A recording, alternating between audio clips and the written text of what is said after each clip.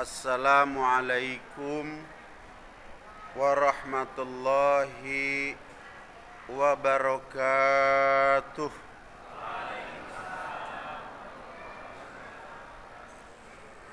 Alhamdulillahilladzi qala fi kitabihil karim wa huwa asdaqul qailin. A'udzu billahis samii'il 'aliim minasy syaithaanir rajiim. Inna 'iddatasy syuhuri 'indallahi Ithna asyara sahran fi kitabillahi Yawma khalaqas samawati wal arda Minha arba'atu hurum. Al-ayah. Salawatullahi wa salamuhu ala sayyidina wa habibina wa syafi'ina wa maulana Muhammadin sallallahu alaihi wasallam alladzi qala fi ba'di hadithihi innallaha qad ikhtara minal ayyami arba'ah wa minasy syuhuri arba'ah wa minan nisa'i arba'ah was-sabiqunal jannah arba'ah wa arba'ah istaqaltu ilaihimul jannah. Al-hadis. Sadaqallahul azim wa sadaqa rasuluhun nabiyul karim wa nahnu ala dzalika minasy syahidina wasyakirin walhamdulillahi rabbil alamin. Para alim ulama, para asatid wal asatijah, para abi-abi, santriyin, hadirin kaum muslimin wal hadirat kaum muslimat, rahimakumullah. Dari hati kita yang paling dalam, marilah kita bersama-sama memanjatkan puji serta syukur kehadirat Allah Subhanahu wa ta'ala atas anugerah agung, anugerah besar yang saat ini Allah Subhanahu wa ta'ala berikan kepada kita. Apakah anugerah agung, anugerah besar itu? Anugerah berupa hidayatut taufik. Dengan anugerah tersebut Allah Subhanahu wa ta'ala telah memudahkan kepada kita, meringankan kepada kita, sehingga kita dapat melangkahkan kedua belah kaki, melanggangkan kedua belah tangan, menghadapkan jiwa raga kita dari ujung rambut sampai dengan ujung kaki, berada di rumahnya Allah Subhanahu wa ta'ala. Tiada lain dan tiada bukan kita menunaikan kewajiban kita, keparduan kita, baik selaku muslim maupun selaku muslimah, yaitu thalabul ilmi. Teristimewa thalabul ilmi kita pada malam hari ini berada di dalam salah satu bulan yang dimuliakan oleh Allah Subhanahu wa ta'ala, yaitu bulan Rajab. Oleh karenanya Abah tidak membahas kajian tauhid, akan tetapi kita ingin mendapatkan berkah dari bulan yang dimuliakan oleh Allah Subhanahu wa taala, yaitu bulan Rajab. 14,5 abad yang silam Allah Subhanahu wa taala berfirman di dalam Al-Qur'an, yang firman-Nya telah saya bacakan tadi di dalam khutbah, di dalam iftitah, di dalam muqaddimah. Ayatnya berbunyi, A'udzu billahi minasyaitonir rajim. Inna iddatasy syuhuri 'indallahi itsna asyara sahran fi kitabillahi yauma khalaqas samawati wal arda minha arba'atu hurum. Al-ayat yang artinya wallahu a'lam bimuradih.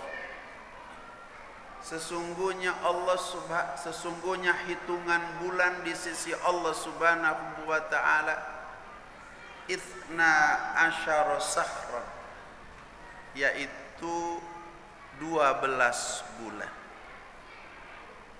Allah nyatakan 12 bulan itu diciptakan oleh Allah Subhanahu wa taala yauma khalaqas samawati wal arda, di mana Allah usai menciptakan 7 lapis langit dan usai menciptakan 7 lapis bumi.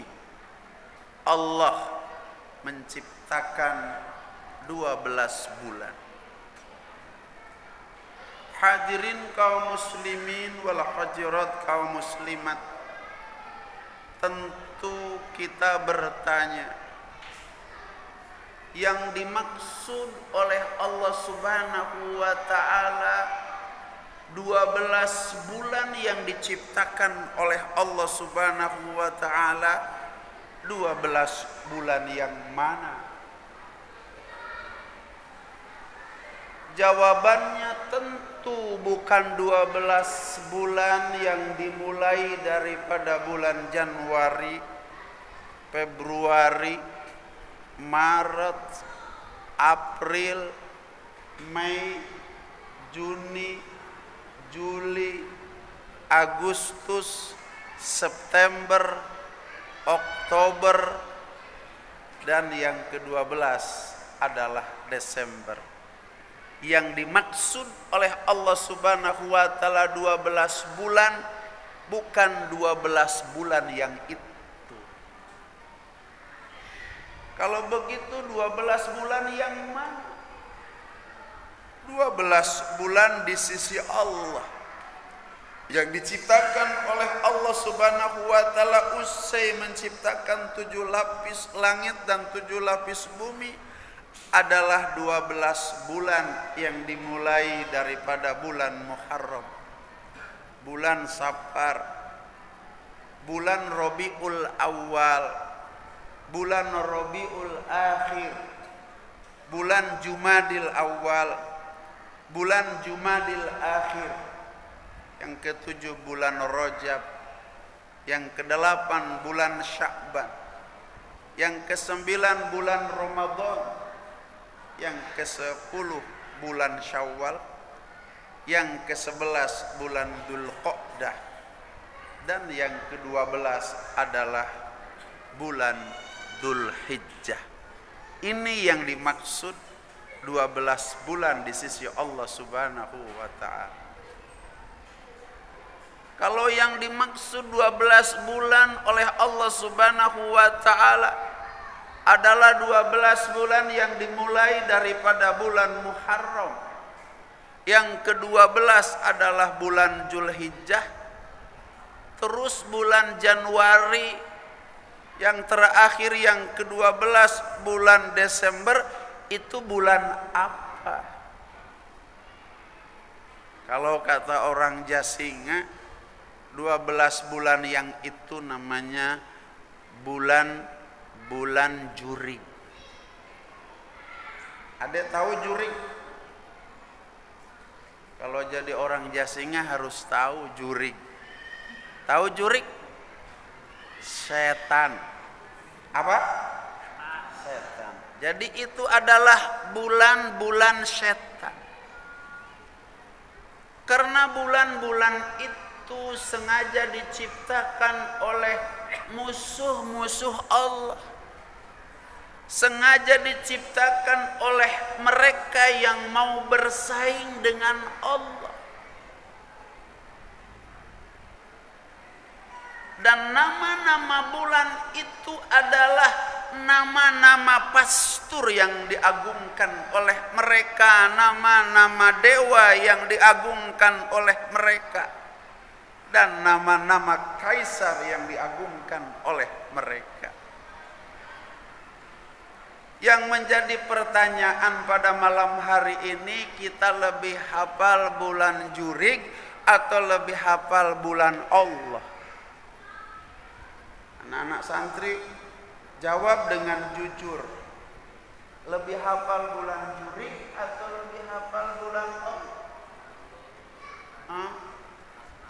Sebelah sini jawab dengan jujur. Atau ibu-ibu, ibu lebih hafal bulan jurig atau lebih hafal bulan Allah? Nanti dia tes satu-satu sama abah. Jujur saja, lebih hafal bulan jurig. Istighfar banyak-banyak. Kalau kita lebih hafal bulan jurig, sadar atau tidak sadar, berarti kita telah turut mengagungkan pastur-pastur mereka, dewa-dewa mereka, kaisar-kaisar mereka yang diagungkan oleh mereka. Na'udzubillah min dzalik, summa na'udzubillah min dzalik. Hadirin kaum muslimin wal hadirat kaum muslimat. Allah Subhanahu wa taala meneruskan firman-Nya, minha arba'atu hurum. Dari 12 bulan yang diciptakan oleh Allah Subhanahu wa taala, yang diawali dengan bulan Muharram, diakhiri ke-12 bulan dengan bulan Dzulhijjah, dipilih oleh Allah Subhanahu wa taala. Ada 4 bulan yang haram, arba'atu hurum. Ini santri-santri tahfidz harus hafal. Apa makna arba'atu hurum itu? Di dalam kaidah lughah al-Arabiyyah, manakala kata-kata al-haram dihubungkan dengan tempat atau dihubungkan dengan waktu, maka al-haram maknanya berubah menjadi al-haram. Bukan haram akan tetapi menjadi mulia. Salah satu contoh, Masjidil Haram bukan masjid yang haram. Kalau Masjidil Haram dimaknai dengan masjid yang haram, kita tidak boleh datang ke sana, tidak boleh masuk ke sana karena itu masjid haram. Karena di dalam kaidah lughah al-Arabiyyah, manakala kata-kata al-haram dihubungkan dengan tempat, maka berubah menjadi al-kiram. Jadi Masjidil Haram bukan masjid yang haram, akan tetapi masjid yang mulia. Saking mulianya itu Masjidil Haram, sehingga tempat di mana masjid itu berada dimuliakan oleh Allah Subhanahu wa taala. Masjidil Haram, masjid yang mulia, terletak di kota Mekah. Maka Mekah karena di situ ada bangunan yang dimuliakan, Masjidil Haram, masjid yang mulia, Mekah menjadi Al-Mukarram. Mekah yang dimuliakan oleh Allah Subhanahu wa taala. Kata-kata Al-Haram manakala dihubungkan dengan waktu, Syahrul Haram, bukan bulan yang haram, akan tetapi bulan yang mulia. Jadi makna minha arba'atu hurum, dari 12 bulan yang diciptakan oleh Allah Subhanahu wa taala ada 4 bulan al-hurum. Maknanya 4 bulan yang dimuliakan. Kemudian 4 bulan yang dimuliakan oleh Allah Subhanahu wa taala dari 12 bulan. Bulan apa sajakah itu? Jawabannya lewat hadis baginda Nabi besar Muhammad sallallahu alaihi wasallam, dalam hadis yang sangat panjang. Tapi Abah akan membacakan potongannya saja. Rasulullah sallallahu alaihi wasallam dalam rangka menjelaskan 4 bulan yang dimuliakan oleh Allah Subhanahu wa taala, Rasulullah sallallahu alaihi wasallam bersabda, "Innallaha qad ikhtara minal ayyami arba'ah wa minasy-syuhuri arba'ah wa minan nisa'i arba'ah was-sabiqunal jannah arba'ah wa arba'ah istaqatu ilaihimul jannah." Yang artinya sesungguhnya Allah Subhanahu wa taala sungguh telah memilih dari hari-hari yang diciptakan oleh Allah Subhanahu wa taala ada 4 hari yang dimuliakan. Sungguh Allah Subhanahu wa taala telah memilih dari 12 bulan yang diciptakan oleh Allah Subhanahu wa taala ada 4 bulan yang mulia. Sesungguhnya Allah Subhanahu wa taala telah memilih dari sekian jumlah wanita, sejak Siti Hawa sampai dengan wanita yang akan terakhir nanti, ada 4 wanita yang dimuliakan oleh Allah.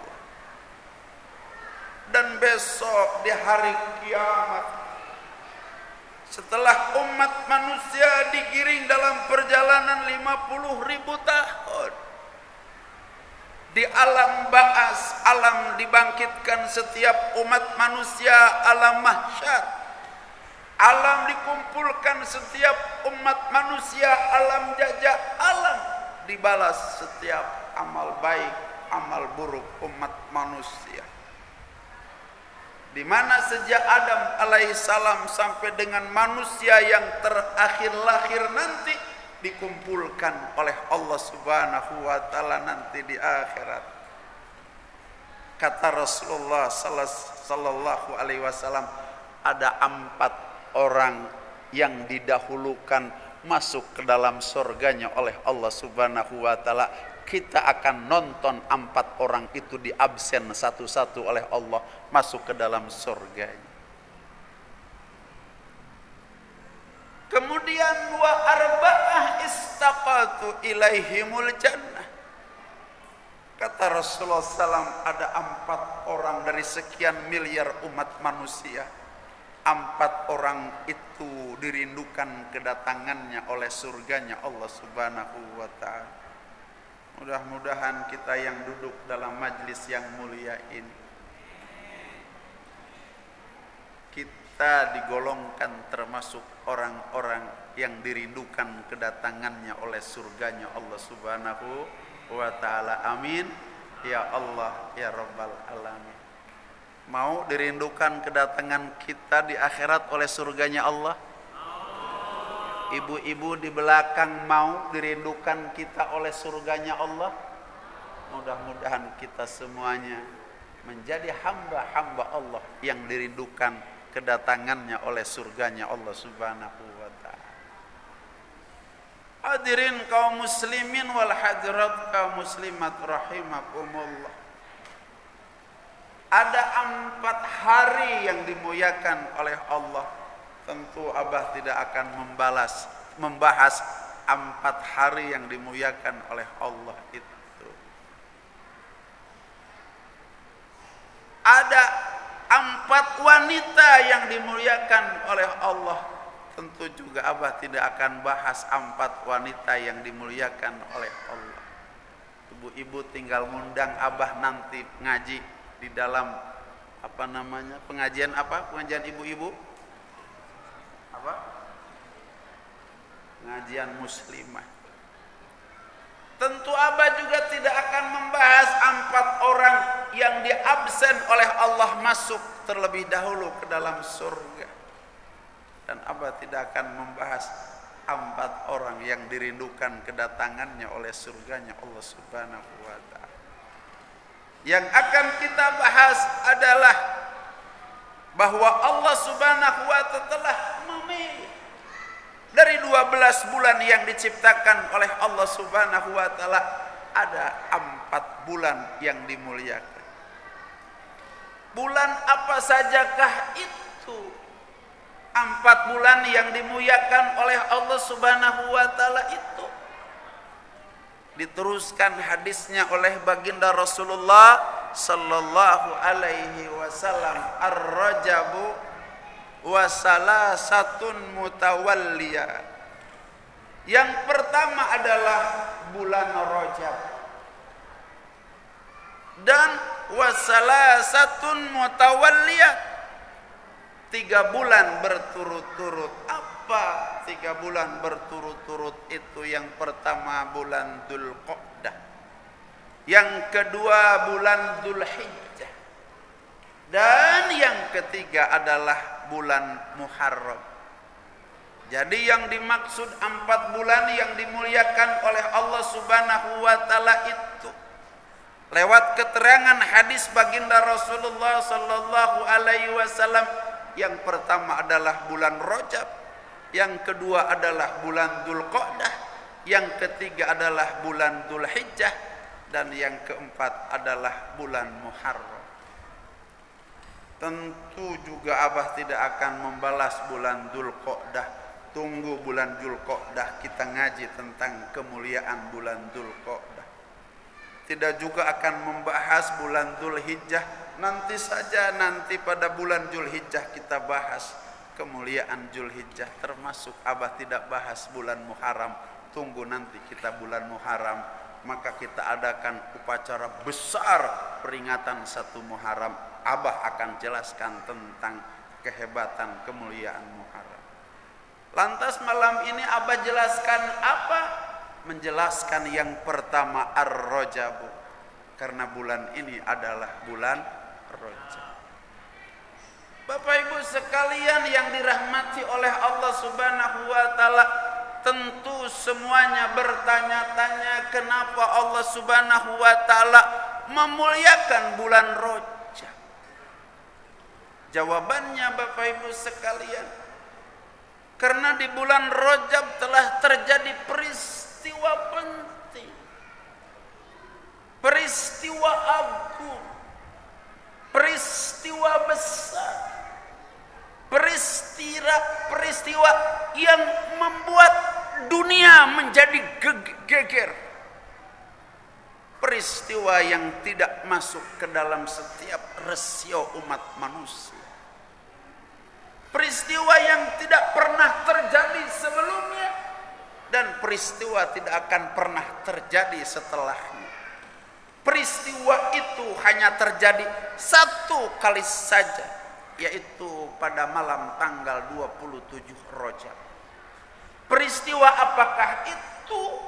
Peristiwa yang bernama peristiwa Isra wal Mi'raj baginda Nabi besar Muhammad sallallahu alaihi wasallam. peristiwa ini dijelaskan oleh Allah Subhanahu wa ta'ala dalam Al-Qur'an surat Bani Israil. A'udzu billahi minasyaitonir rajim. Subhanalladzi asra bi'abdihi lailan minal masjidil harami ilal masjidil aqsal ladzi barakna haulahu linuriyahu min ayatina innahu huwas samiul basir.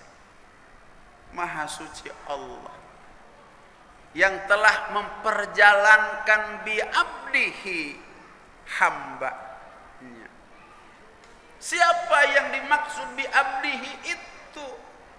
Baginda Nabi besar Muhammad sallallahu alaihi wasallam. Ada sebuah pelajaran besar di dalam ayat ini. Padahal pangkat kedudukan Rasulullah sallallahu alaihi wasallam yang pertama sebagai nabi, yang kedua sebagai rasul, yang ketiga sebagai ulul azmi.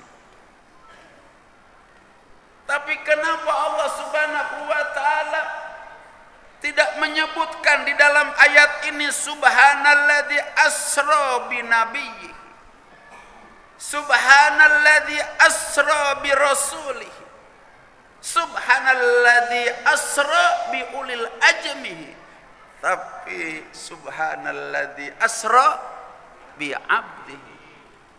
Santri-santri harus hafal. Bapak Ibu sekalian yang dirahmati oleh Allah Subhanahu wa ta'ala, semua nabi memiliki keistimewaan. Akan tetapi ada satu keistimewaan yang ada pada baginda Nabi besar Muhammad sallallahu alaihi wasallam yang tidak ada pada para nabi dan para rasul. Jumlah para nabi, para rasul semuanya 124.000 nabi dan rasul. Akan tetapi sifat ini menonjol hanya ada pada pribadi baginda Nabi besar Muhammad sallallahu alaihi wasallam bi abdihi. Apa tuh bi abdihi? Jadi maha suci Allah yang telah memberangkatkan hambanya. Artinya apa? Bahwa seorang nabi yang memiliki sempurna sifat kehambaan, yaitu baginda Nabi besar Muhammad sallallahu alaihi wasallam. Bapak Ibu sekalian, apa hamba itu? Hamba itu pembantu. Hamba itu penghidmat. Kalau di rumah kita ada pembantu, itulah hamba dalam bahasa Arab. Dulu di zaman sahabat Rasulullah SAW, di zaman baginda Rasulullah SAW, ketika para sahabat datang ke rumah baginda Rasulullah SAW, semuanya lupa terhadap pekerjaannya, lupa terhadap istrinya, lupa terhadap anak-anaknya, lupa terhadap kantornya. Kenapa? Tumpuan harapan ada pada sosok baginda Nabi besar Muhammad sallallahu alaihi wasallam, terutama pada sifat kehambaan. Andai Rasulullah sallallahu alaihi wasallam hari ini ada, maka kita akan duduk berlama-lama dengan Rasulullah sallallahu alaihi wasallam. Rasulullah SAW ketika datang tamu para sahabat, yang menuang air ke gelas adalah tangan beliau. Kemudian yang membawa air disuguhkan kepada tamu para sahabat adalah tangan beliau. Bahkan ketika ada makanan, tangan suci Rasulullah SAW menyuapi sahabat radhiyallahu anhu. Ketika Rasulullah sallallahu alaihi wasallam makan dengan keluarganya, Rasulullah SAW tidak sanggup makan untuk dirinya terlebih dahulu, tapi anak dan istrinya disuapi terlebih dahulu. Ini sifat kehambaan. Hadirin kaum muslimin wal hadirat kaum muslimat, yang sifat ini tidak ada pada nabi-nabi yang lain, pada rasul-rasul yang lain. Padahal sifat ini adalah sifat yang betul-betul diharapkan oleh Allah Subhanahu wa ta'ala. Karena manakala kita memiliki sifat kehambaan, maka sempurna kita mengabdi kepada Allah Subhanahu wa ta'ala. Oleh karenanya Allah Subhanahu wa ta'ala mengabadikan dalam Al-Quran kepribadian baginda Rasulullah SAW yang memiliki sifat kehambaan. Diabadikan Allah dalam Al-Quran, subhanalladzi asra bi abdihi, bukan bi nabiyhi, bukan bi rasulihi, bukan bi ulil azmi. Mudah-mudahan kita sebagai umatnya memiliki, mewarisi sifat kehambaan baginda Nabi besar Muhammad sallallahu alaihi wasallam, sehingga kita yang duduk dalam majlis ini menjadi khadim-khadim umat, pelayan-pelayan umat seperti baginda Rasulullah sallallahu alaihi wasallam. Lailan Allah Subhanahu wa ta'ala memberangkatkan bi abdihi terhadap hambanya baginda Nabi besar Muhammad sallallahu alaihi wasallam lailan. Lailan itu berdasarkan kaidah lughah al-arabiyah. Ini santri tolong catat. Bukan pada satu malam. Karena kalau pada satu malam maknanya adalah 12 jam. Akan tetapi makna lailan adalah hanya sebagian kecil dari malam yang digunakan oleh Allah Subhanahu wa ta'ala untuk mengisrokan dan memi'rajkan baginda Nabi besar Muhammad sallallahu alaihi wasallam. Hadirin kaum muslimin wal hadirat kaum muslimat, bagaimana tidak bahwa Allah Subhanahu wa ta'ala memberangkatkan baginda Nabi besar Muhammad sallallahu alaihi wasallam lailan, menggunakan hanya sebagian kecil daripada waktu malam. Padahal dijelaskan oleh Allah Subhanahu wa ta'ala, asra bi abdihi lailan minal masjidil harami ilal masjidil aqsa. Dari masjidil haram ke masjidil aqsa. Jarak antara masjidil haram ke masjidil aqsa itu 1.500 km. Kalau ditempuh dengan kuda berhari-hari, apalagi ditempuh dengan unta berbulan-bulan. Artinya apa? Jaraknya cukup jauh. Ditambah di dalam kitab Ad-Dardir yang dikarang oleh Syekh Dardir, bahwa perjalanan Isra baginda Nabi besar Muhammad sallallahu alaihi wasallam dari Masjidil Haram ke Masjidil Aqsa itu 5 kali berhenti, menunjukkan di mana waktu sholat itu adalah 5 waktu. Yang pertama berhenti di tempat yang bernama Thayyibah. Ini pembelajaran dari Allah Subhanahu wa ta'ala kepada Nabi kita Muhammad sallallahu alaihi wasallam. Ketika sampai Nabi dibawa oleh malaikat Jibril ke Thayyibah, malaikat Jibril alaihissalam bertanya kepada Nabi kita Muhammad sallallahu, wahai Muhammad, di mana engkau? Kata Nabi tidak tahu. Kata malaikat Jibril, ini Thayyibah. Besok nama tempat ini bukan lagi Thayyibah, akan tetapi karena engkau nanti akan diusir oleh kaum Quraisy dan engkau akan hijrah ke tempat ini yang bernama Thayyibah, dan tempat ini nanti akan berubah bukan Thayyibah, akan tetapi tempat ini akan menjadi nama Madinatul Munawwarah. Jadi Nabi Nuh hijrah itu sudah dikasih tahu, dan tempat hijrah itu sudah diinjak oleh Nabi kita Muhammad SAW bersama malaikat Jibril. Panjang cerita, dan di situ diajarkan sholat 2 rakaat oleh malaikat Jibril alaihissalam. Sampai di situ tidak, Rasulullah sallallahu alaihi wasallam dibawa berangkat lagi dan berhenti di satu tempat yang bernama Syajarati Musa. Perhatikan adik-adik, nanti di masyarakat ini yang dibutuhkan oleh masyarakat. Tolong catat, perhatikan baik-baik. Apa itu Syajarati Musa?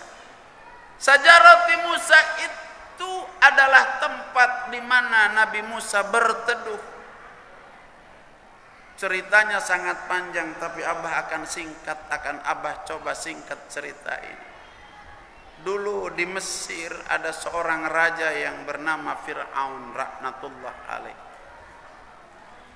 40 dukun menginformasikan bahwa akan lahir seorang bayi yang bernama Musa yang akan menggantikan posisi daripada Fir'aun laknatullah alaih.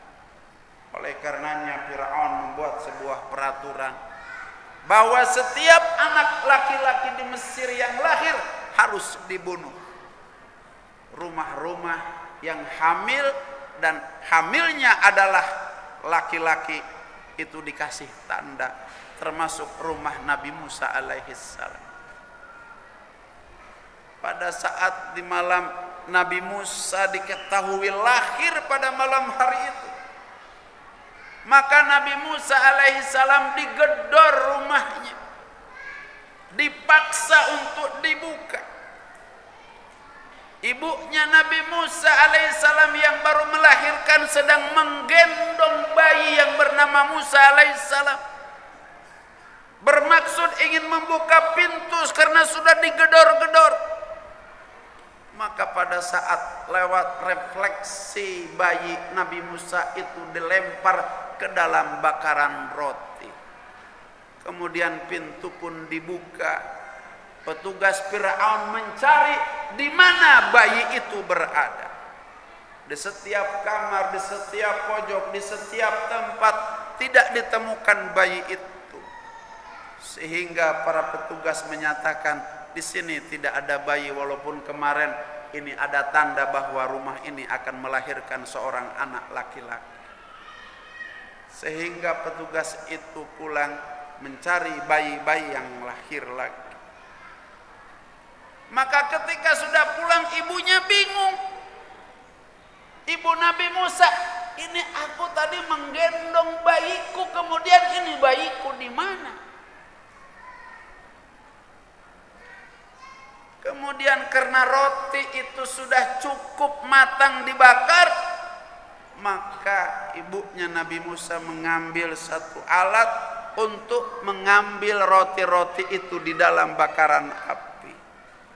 Akan tetapi cukup kaget, ternyata di dalam bakaran roti itu ada seorang bayi yang sedang ngemut ibu jarinya. Ternyata bayinya tadi secara refleks dilempar ke dalam pembakaran roti itu.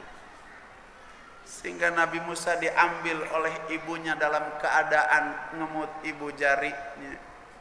Rupanya atas kuasa Allah Subhanahu wa ta'ala, air susunya ada di ibunya, tapi Allah membuat selang sehingga keluar susu itu di ibu jari Nabi Musa alaihissalam. Allah mengilhamkan kepada ibu Nabi Musa alaihissalam untuk membuat peti, dan peti itu segera dilempar ke sungai Nil.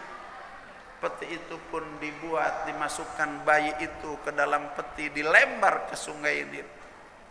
Aneh bin ajaib, mestinya peti itu hanyut, akan tetapi peti itu melawan arus. Ini yang membuat ibu Nabi Musa keheranan. Akhirnya ibu Nabi Musa menyelusuri peti itu, ini peti mau kemana? Ternyata peti masuk ke istana Fir'aun laknatullah alaih. Karena rumah Fir'aun itu masuk sungai Nil, dan di situ ada taman indah tempat bermainnya gundik-gundik Fir'aun. Tahu gundik Fir'aun? Kalian masih kecil. Tahu gundik? Acaranya Fir'aun. Dulu di Mesir itu tidak boleh ada yang cantik. Di desa, di kota, kalau yang cantik wajib dibawa ke istana Fir'aun. Yang cantik-cantik buat Fir'aun, yang jelek-jelek buat rakyat. Berdiri di atas lantai yang kedua. Kalau duduk sama Marwah masih kos. Yang dulu yang jelek buat kamu, buat rakyat. Maka ditemukan peti itu oleh gundik-gundik Fir'aun. Dibuka peti itu, ada seorang bayi yang memancarkan cahaya kenabian. Diserahkan kepada Siti Asyah. Siti Asyah lama berumah tangga dengan Fir'aun, tapi tidak memiliki seorang anak pun. Ceritanya panjang lagi. Maka dipelihara oleh Fir'aun, dipelihara oleh Siti Asyah sampai dewasa. Ketika dewasa, Nabi Musa ini keluar istana, mulai main-main. Sebelah sana ada kaum Kipti dan Bani Israel yang sedang bertengkar, sedang berantem. Nabi Musa itu Bani Israel. Kaum Kipti itu adalah keturunan daripada raja, daripada Fir'aun. Semuanya kaum Kipti itu sombong-sombong karena merasa dirinya keturunan Fir'aun. Maka Bani Israel digebuk, dipukul oleh kaum Kipti. Melihat Nabi Musa alaihissalam sebagai Bani Israel, Musa, aku Israel, tolong. Maka ditolong oleh Nabi Musa, dipisahkan oleh Nabi Musa, tapi kaum Kipti menolak dipisahkan oleh Nabi Musa, inginnya memukul Bani Israel. Kata Nabi Musa, ngelawan kamu. Kata orang Jasinga, dikepret. Tahu dikepret? Pas dikepret begitu mati kaum Kipti. Jadi Nabi Musa sejak kecil kepretannya aja bikin mati orang. Tembus berita ini ke istana, Musa membunuh kaum Kipti. Akhirnya Fir'aun mengerahkan tentara, tangkap itu Musa, jebloskan ke penjara. Nabi Musa lari, naik gunung, turun gunung. Maka ketemu sebuah pohon untuk berteduh. Itulah disebut dengan Sajarati Musa. Ceritanya panjang. Bah, ini belum boleh cerita panjang-panjang karena baru sembuh dari sakit. Maka di Sajarati Musa itu dijelaskan peristiwa ini oleh malaikat Jibril kepada Nabi kita Muhammad sallallahu alaihi wasallam. Ini ceritanya panjang dan sangat menarik, tapi kita potong saja. Maka di situ sholat 2 rakaat. Sampai di situ tidak berangkat lagi. Kemudian berhenti di mana? Berhenti di Tursi. Tempat di mana Nabi Musa mendapatkan wahyu daripada Allah Subhanahu wa taala. Ini pun ceritanya panjang lagi, tapi nanti di situ melaksanakan sholat 2 rakaat. Kemudian sampai di situ tidak berangkat lagi, berhenti di Baitul Lahmin yang hari ini terkenal dengan Bethlehem. Tempat di mana Nabi Isa dilahirkan. Yang kelima, berhenti di Masjidil Aqsa. Sesampainya di Masjidil Aqsa dengan kuasa Allah Subhanahu wa taala 124.000 nabi dan rasul. Apakah para nabi, para rasul yang sudah wafat atau yang masih hidup? Tidak ada seorang nabi, seorang rasul yang absen, dikumpulkan, dihidupkan kembali oleh Allah Subhanahu wa taala untuk menyambut kedatangan baginda Nabi besar Muhammad sallallahu alaihi wasallam. Tentu Nabi kita kaget pada saat datang ke Masjidil Aqsa. Disambut oleh Nabi Adam alaihissalam, disambut oleh Nabi Sis alaihissalam, disambut oleh Nabi Nuh alaihissalam, disambut oleh Nabi Ibrahim alaihissalam, oleh Nabi Musa alaihissalam, oleh Nabi Isa. 124.000 nabi rasul, tidak ada satupun yang absen ada di Masjidil Aqsa menyambut kedatangan baginda Nabi besar Muhammad sallallahu alaihi wasallam. Tidak sampai di situ, Allah Subhanahu wa taala turunkan berbondong-bondong dari langit para malaikat, membuat sop salat sejauh mata memandang. Dalam keadaan Nabi kita Muhammad SAW merasa kecil berjumpa dengan para pendahulunya. Maka malaikat Jibril alaihissalam diperintahkan oleh Allah Subhanahu wa taala untuk berbisik di telinga baginda Nabi besar Muhammad sallallahu alaihi wasallam yang berhak menjadi imam salat 2 rakaat, yang makmumnya para nabi, makmumnya para rasul, dan makmumnya para malaikat sejauh mata memandang adalah baginda Nabi besar Muhammad sallallahu alaihi wasallam. Nabi sesungguhnya malu mengimami para pendahulunya, Nabi Adam alaihissalam, Nabi Nuh alaihissalam, Nabi Sis alaihissalam. Bahkan malaikat Jibril berada di belakang Nabi kita Muhammad sallallahu alaihi wasallam. Akan tetapi ini perintah Allah Subhanahu wa taala, tidak ada kata lain kecuali sami'na wa ata'na. Salat pun dilakukan oleh baginda Nabi besar Muhammad SAW sesuai dengan pendidikan salat selama dalam perjalanan Isra pada saat itu. Singkat cerita usai, Nabi kita Muhammad SAW mengimami para nabi, para rasul, para malaikat. Allah Subhanahu wa taala menambahkan pangkat kedudukan terhadap nabi kita. Pada malam hari itu nabi kita bukan saja sebagai seorang nabi, bukan saja sebagai seorang rasul, bukan saja sebagai seorang ulul azmi, tapi ditambah satu pangkat kedudukannya adalah imamul anbiya, imamul mursalin, wa imamul malaikah al muqarrabin, imam para nabi, imam para rasul, dan imam para malaikat. Ini yang membuat Nabi kita Muhammad sallallahu alaihi wasallam dapat berjumpa dengan Allah Subhanahu wa taala di Sidratul Muntaha, karena sudah cukup pangkat dan kedudukan.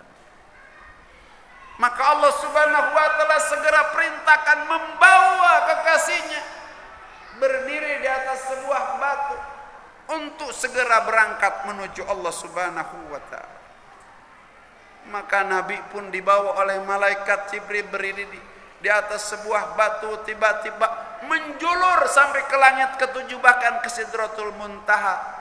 Tangga terbuat dari emas, dari cahaya.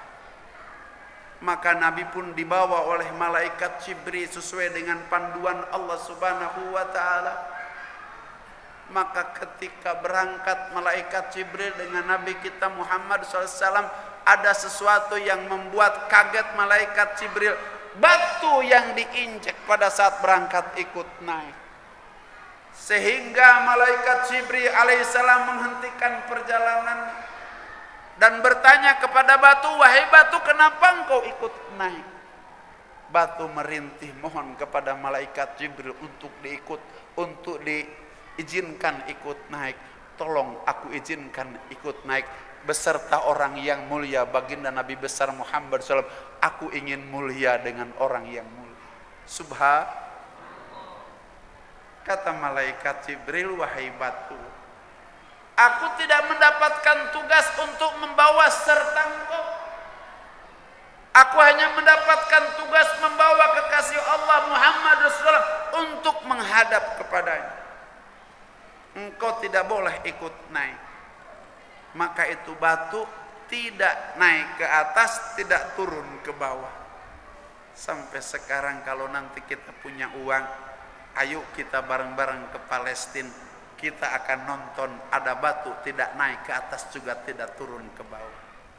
Ini adalah bagian daripada mukjizat baginda Nabi besar Muhammad sallallahu alaihi wasallam. Sampai di situ tidak. Kemudian Nabi kita dibawa oleh malaikat Jibril alaihissalam ke langit pertama, berjumpa dengan Nabi Adam alaihissalam. Di langit kedua berjumpa dengan Nabi Sis alaihissalam. Di langit ketiga berjumpa dengan Nabi Nuh alaihissalam. Di langit keempat berjumpa dengan Nabi Idris alaihissalam. Di langit kelima berjumpa dengan Nabi Ibrahim alaihissalam. Di langit keenam berjumpa dengan Nabi Musa alaihissalam. Terakhir di langit ketujuh berjumpa dengan Nabi Isa alaihissalam. Ceritanya panjang. Sampai di situ tidak kerap-rap ke mustawan ke Sidratul Muntaha. Bahkan sebelum sampai ke Sidratul Muntaha, Allah sempat memperlihatkan bagi Nabi besar Muhammad SAW ke dalam api nerakanya, memperlihatkan surganya, agar pada saat dakwah Nabi kita Muhammad SAW menjelaskan api neraka dengan jelas kepada umatnya, menjelaskan surga dengan jelas kepada umatnya, baru terus sampai ke Sidratul Muntaha. Sesampainya di Sidratul Muntaha, gerbang yang sangat luas, gerbang yang sangat indah. Tidak ada gerbang besar mengalahkan besarnya gerbang Sidratul Muntaha. Tidak ada gerbang indah mengalahkan keindahan gerbang Sidratul Muntaha. Akan tetapi ada satu yang aneh dan ajaib. Malaikat Jibril berkata kepada Nabi kita Muhammad SAW, wahai Muhammad kekasih Allah, aku hanya bisa mengantar sampai di sini. Karena pangkat kedudukanku tidak cukup untuk bersama dengan engkau. Hanya pangkat dan kedudukan seperti engkau yang dapat meneruskan perjalanannya masuk ke Sidratul Muntaha. Nabi di Sidratul Muntaha berjalan sendirian. Ada satu cerita walaupun ini hadisnya dhaif. Ketika Nabi ingin masuk ke Sidratul Muntaha, di mana Nabi adalah terkenal orang santun, beradab, berakhlak, maka Nabi membuka sendal. Pada saat Nabi membuka sendal, ditegur oleh Allah Subhanahu wa taala, wahai Muhammad kekasihku, apa yang sedang kau lakukan? Kata Nabi kita Muhammad SAW, ya Allah, buka sendal dulu sebelum masuk. Kata Allah Subhanahu wa taala, Muhammad, engkau tidak usah buka sendal. Karena Sidratul Muntaha ini, aras agungku ini, tidak lebih mulia daripada dua sendal engkau. Kalau Sidratul Muntaha, sendal Rasulullah lebih mulia daripada Sidratul Muntaha, bagaimana kira-kira kemuliaan orang yang punya sendal itu? Setelah itu Nabi pun berangkat menghadap Allah Subhanahu wa ta'ala.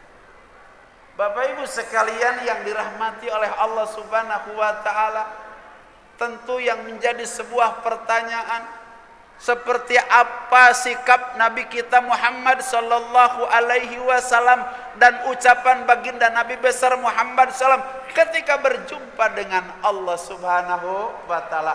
Tolong matanya arahkan ke Ka'bah. Karena ini tarbiyah besar bagi kita. Rasulullah sallallahu alaihi wasallam duduk tersimpu di hadapan Allah Subhanahu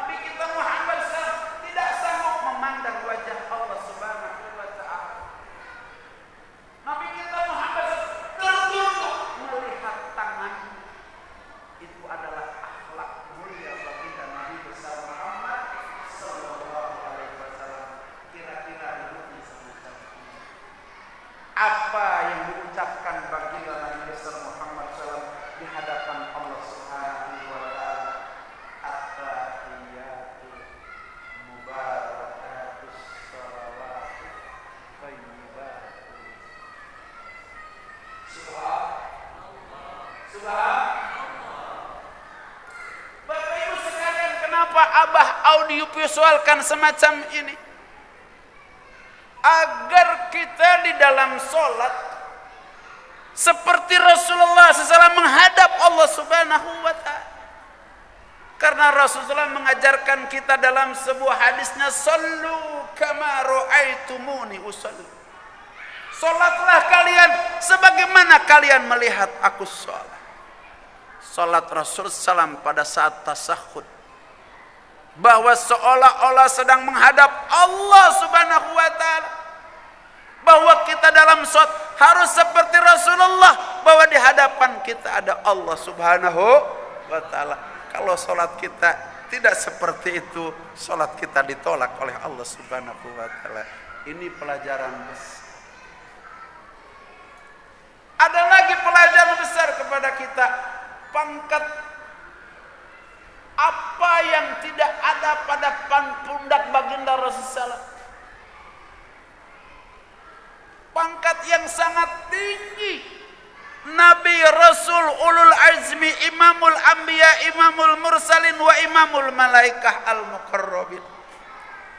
Tapi pada saat berhadapan dengan Allah Subhanahu wa Ta'ala, Rasul sama sekali tidak sombong. Bahkan Rasul menghilangkan arti dirinya. At-tahiyatul mubarakatus salawatut thayyibatu. At-tahiyat, penghormat, keberkahan, rahmat, kebaikan lillah, semuanya milik Allah. Aku ini tidak ada, semuanya milik Allah. Allah mendengar pernyataan bagi Nabi besar Muhammad SAW. Apakah semakin rendah? Tidak. Allah menyampaikan, assalamu alaika ayyuhan nabiyyu wa rahmatullahi wa barakatuh. Keselamatan buat engkau, wahai Nabi yang membawa rahmat dan membawa keberkahan.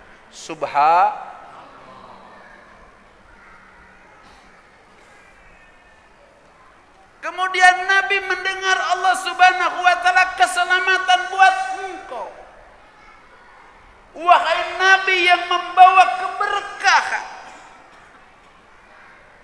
Nabi ingat kepada para sahabat. Ya Allah, yang membangun agama beserta aku ini banyak para sahabat, aku tidak membangun agama sendiri. Di sebelah sana ada ribuan sahabat membangun agama besertaku. Aku ingin usulkan assalamu alaina, bukan assalamu alaika. Keselamatan buat kami dengan para sahabat. Diajukan keselamatan bukan hanya untuk Nabi, akan tetapi untuk para sahabat. Bahkan tolong catat anak-anakku sekalian, karena yang akan membangun agama itu bukan aku, bukan para sahabat. Besok akan ada orang-orang yang membangun agama. Siapa mereka? Hamba-hamba Allah Subhanahu wa Ta'ala. Assalamu alaina wa ala ibadillahis sholihin. Keselamatan juga buat hamba-hamba Allah yang soleh. Menerawang pikiran Rasulullah sampai ke jasingan. Besok ada yang duduk dalam masjid ini. Besok ada yang taklim dalam masjid ini. Besok ada yang mempelajari agama. Mereka itu yang disebut dengan hamba-hamba Allah yang soleh. Keselamatan bukan buat aku saja. Keselamatan bukan juga buat para sahabat saja. Tapi keselamatan buat juga orang-orang yang soleh. Mudah-mudahan kita malam hari ini menjadi hamba Allah yang soleh, sehingga keselamatan yang disampaikan oleh baginda Rasul sampai juga kepada kita hamba Allah Subhanahu wa Ta'ala yang soleh. Baru Allah memberikan 3 perkara. Ini kemarin kita baru tahu, di situ diberikan perintah sholat. Bukan hanya perintah sholat, Tapi 3 yang diberikan oleh Allah Subhanahu wa taala, yang pertama diberikan perintah salat. Kemudian yang kedua diberikan 4 ayat terakhir daripada surat Al-Baqarah. Lillahi ma fis samawati, sampai dengan akhir daripada surat Al-Baqarah. Yang terakhir yang diberikan oleh Allah Subhanahu wa taala kepada nabi kita, umat kamu Muhammad, sebesar apapun dosanya akan mendapatkan ampunan daripada Allah Subhanahu wa taala, asal tidak musyrik dan kita bertobat kepada Allah Subhanahu wa taala. Ada yang dosanya besar di sini? Asal tidak musyrik, bertobat kepada Allah, maka pada saat itu kata Allah, aku ampuni dosa umatmu wahai Muhammad. Turun ke alam dunia. Setelah turun ke alam dunia, Nabi Muhammad kembali ke tempat tidurnya. Di dalam kitab Dardi yang disusun oleh Syekh Dardir, itu tempat tidur Rasulullah SAW. Ketika Rasul datang ke tempat tidurnya masih hangat. Apa? Masih hangat. Tandanya apa? Tandanya apa? Betapa singkat perjalanan Rasulullah SAW, sehingga tempat tidurnya masih hangat, seolah-olah pergi dan kembalilah. Padahal perjalanan begitu panjang, naik begitu tinggi, tapi itu tempat tidur masih hangat. Santri ketika ada kembali ke sini, kira-kira tempat tidurnya masih hangat tidak?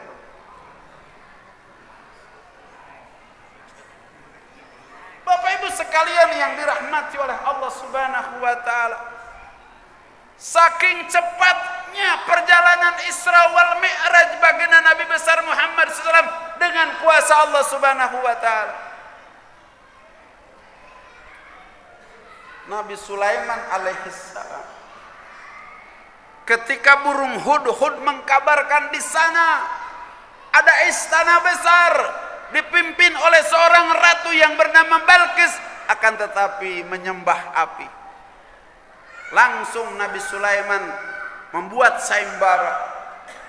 Wahai balad-baladku, siapa di antara kalian yang bisa mendatangkan istana Ratu Balqis dengan Balqisnya ke hadapanku? Berdiri seorang ifrit. Kata ifrit, wahai raja, aku dapat mendatangkan istana Ratu Balqis dengan Ratu Balqisnya sebelum engkau duduk. Sebelum duduk, itu istana dengan Ratu Balqis itu sudah. Itu kata dia. Kata Nabi Sulaiman, ada yang lebih cepat daripada itu. Berdiri seorang waliullah sebelum engkau memedihkan mata, istana Balqis dan ratunya akan ada di hadapan. Kata Nabi Sulaiman, sebelum berkedip, itu istana dan Ratu Balqisnya sudah ada di hadapan Nabi Sulaiman alaihissalam. Perjalanan baginda Nabi besar Muhammad SAW jauh lebih cepat ketimbang datangnya istana Ratu Balqis dan Balqisnya sebelum Nabi Sulaiman berkedip. Oleh karenanya ketika Nabi datang ke alam dunia, kira-kira Nabi ingin cerita enggak kira-kira? Ingin cerita enggak kira-kira? Kalau adik-adik pulang dari Jakarta kemudian ke rumah pengen cerita, nanti pulang dari Turki datang ke rumah pengen cerita. Nabi bukan pulang dari Amerika, Nabi pulang dari langit menghadap Allah Subhanahu wa taala. Kira-kira ingin cerita sama orang sehingga rame. Muhammad leuwih gelo. Cerita telah ke Palestina dalam satu malam. Cerita naik ke langit berjumpa dengan Tuhannya. Terdengar oleh Abu Jahal pamannya, ini Muhammad bikin cerita macam-macam saja. Panggil dia. Dipanggil. Di perjalanan dengan Sayyidina Ali karramallahu wajah, ada orang yang menyetop dalam perjalanan baginda Nabi besar Muhammad SAW. Wahai Muhammad, Betul engkau telah pergi ke langit? Betul. Betul engkau telah berjumpa dengan Tuhan engkau? Betul. Kata orang itu, coba kaki kamu angkat sebelah. Diangkat lagi. Ini jangan turun, angkat sebelah lagi. Kata Nabi, pasti tidak bisa. Kata orang tersebut, Muhammad, jangan cerita macam-macam. Engkau harus sejengkal saja berpisah dengan bumi tidak sanggup. Bagaimana mungkin orang percaya engkau berangkat ke langit berjumpa dengan Tuhan engkau? Di belakang ada Sayyidina Ali. Ali tolong jawab, kira-kira jawab untuk orang ini seperti apa? Langsung Sayyidina Ali maju ke depan, dicabut pedangnya, pegang burungnya, Sayyidina Ali dicetak. Kaget Nabi kita Muhammad SAW, wahai Ali, kenapa engkau bunuh orang itu? Jawabannya, orang yang tidak percaya kepada peristiwa Isra Mi'raj harus dibunuh. Karena peristiwa Isra Mi'raj bukan urusan akal, urusan iman, urusan hati. Jadi yang tidak percaya kepada peristiwa Isra Mi'raj harus dibunuh. Percaya? Percaya nggak? Pencet siapa ini? Jadi orang yang tidak percaya harus dipencet. Jangan dulu proses dipencet.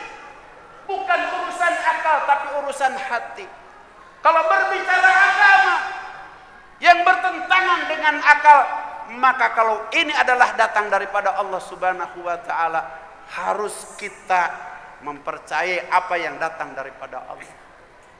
Bagaimana tidak Nabi Ibrahim alaihissalam punya anak sematawayang, Nabi Ismail alaihissalam harus disembelih pada usia 14 tahun mau ke 15 tahun. Kira-kira dengan otaknya sesuai atau tidak? Tidak. Nabi Ismail pun pakai hati, pakai iman. Pada saat ya bunayya inni ara fil manami anni adbauka fandur madza tara ya abati fal matu marusatajiduni insyaallah minas sabirin. Wahai anakku Ismail, ayahmu ini 3 malam berturut-turut diperintahkan Allah untuk menyembelih engkau. Kalau ini anaknya orang Jasinga, pasti kata anak ai bapak gelo lain. Boga anak hiji-hiji narek dipunci. Karena Nabi Ismail tidak pakai akal tapi pakai hati. Pakai iman kepada Allah Subhanahu wa taala. Kita bukankah dalam salat sudah memasrahkan diri kita kepada Allah Subhanahu wa taala, innas salati wa nusuki wa mahyaya wa ma. Kalau agama mati no problem, tidak ada masalah. Walaupun bertentangan dengan datang kepada Abu Jahal. Kata Abu Jahal, Muhammad, engkau benar sudah pergi ke langit? Iya. Engkau benar sudah berjumpa dengan Tuhanku? Iya. Lewat mana? Lewat Masjidil Aqsa, Palestina. Cek Abu Jahal geus ya ulah ngomong macam-macam. Eta pintu Masjidil Aqsa ada berapa? Jendela Masjidil Aqsa ada berapa kalau engkau tadi malam sudah pergi ke Masjidil Aqsa? Coba jelaskan pintunya ada berapa, jendelanya ada berapa. Dipikir Nabi datang ke Masjidil Aqsa jadi tukang bas. Ngilikan pintu, ngilikan jendela.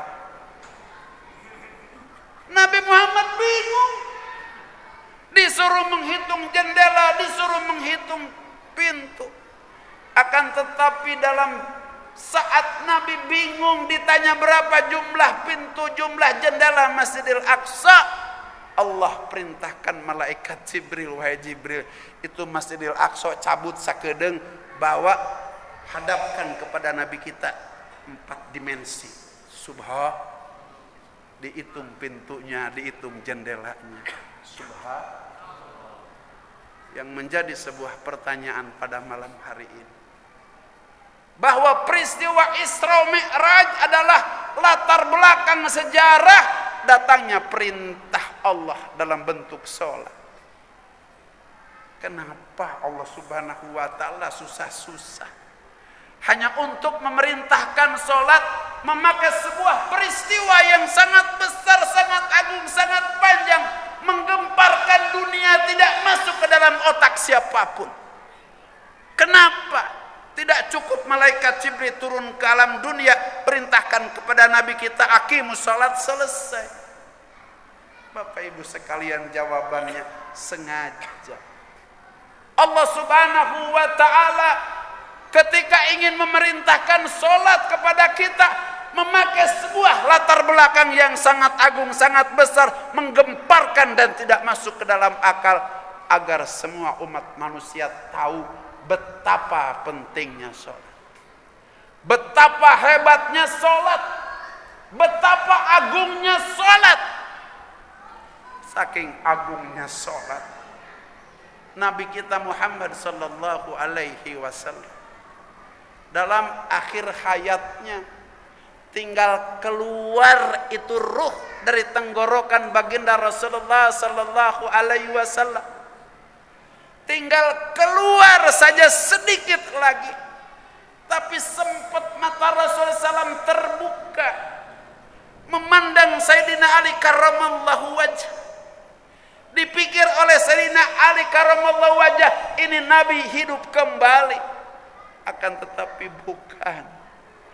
Nabi mendekatkan telinganya ke bibir Rasulullah sallallahu alaihi wasallam. Apa yang diucapkan baginda Rasulullah SAW di telinga Nabi Sayyidina Ali karramallahu wajah? Usikum bis salat. Usikum bis salat.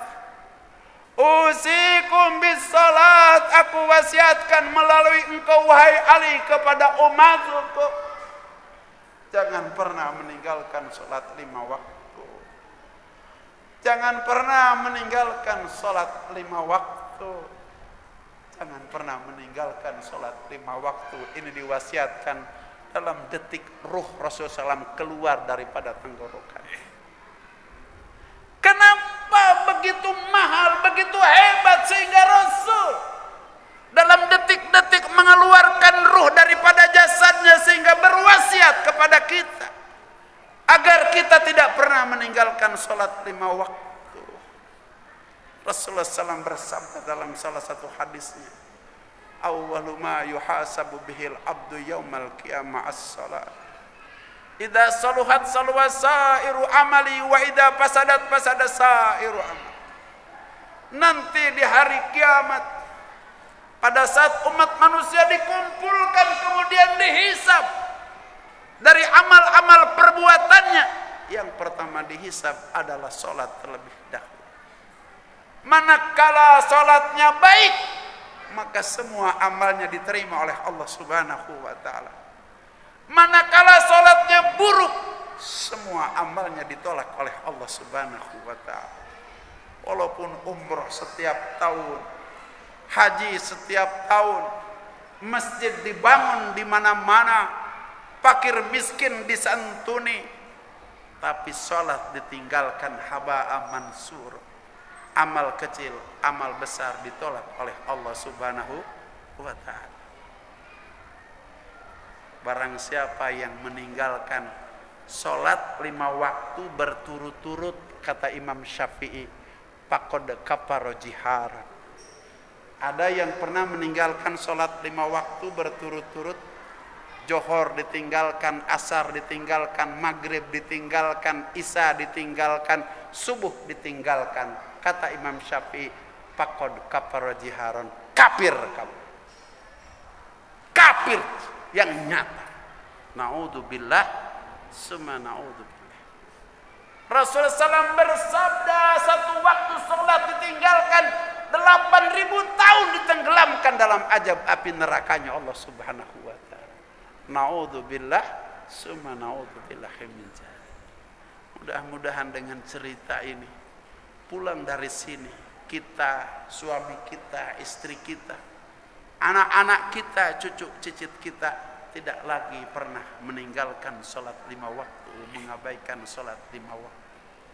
Usai dari sini, setelah kita bercerita tentang hebatnya peristiwa sholat, yang menunjukkan betapa hebatnya sholat, sehingga amal-amal yang lain tidak ada artinya kalau sholat 5 waktu ditinggalkan. Marilah kita niatkan pulang dari sini untuk tidak lagi mengabaikan perintah sholat 5 waktu, apalagi meninggalkan. Waktu sudah membatasi kita, bahkan sudah terlalu panjang. Akan tetapi ini semuanya Abah harus sampaikan. Walaupun ini mungkin hanya baru 15% dari cerita Isra wal Mi'raj baginda besar Muhammad SAW. Mudah-mudahan ini menjadi sebuah pencerahan kepada kita, sehingga kita pulang dari sini menjadi orang sampai akhir hayat kita, orang yang tidak lagi mengabaikan apalagi meninggalkan salat 5 waktu. Hadanallah wa iyyakum ajma'in wa adkhalana fi zumratil muwahhidin fi jannatin na'im. Aqulu qouli hadza fastaghfiruhu innahu wal ghafurur rahim. Subhanallahi wa bihamdihi, subhanakallah bihamdika, asyhadu an la ilaha illa anta, astaghfiruka wa atubu ilaik. Ya Allah, kami yang duduk dalam majlis ini, istiqomahkan kami di dalam mendirikan salat 5 waktu sampai akhir hayat kami. Bahkan Engkau matikan kami dalam keadaan mendirikan salat 5 waktu, sehingga kami wafat dalam keadaan husnul khatimah. Birahmatika wa izzika wa hirsika ya akramal akramin wa ya mujibas sailin. Subhana rabbika rabbil izzati amma yasifun wa salamun alal mursalin walhamdulillahi rabbil alamin. Billahi taufiq wal hidayah. Wassalamu alaikum warahmatullahi wabarakatuh.